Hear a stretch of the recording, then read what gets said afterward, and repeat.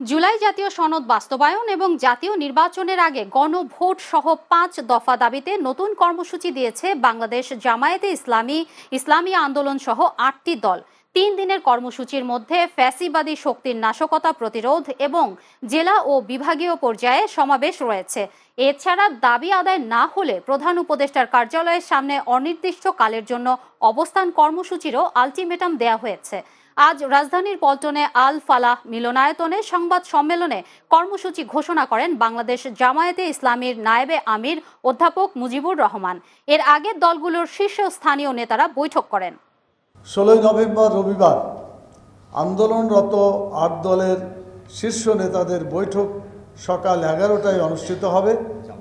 বৈঠক শেষে আল ফালাহ মিলনায়তনে দুপুর 12টা 30 মিনিটে সংবাদ সম্মেলন অনুষ্ঠিত হবে।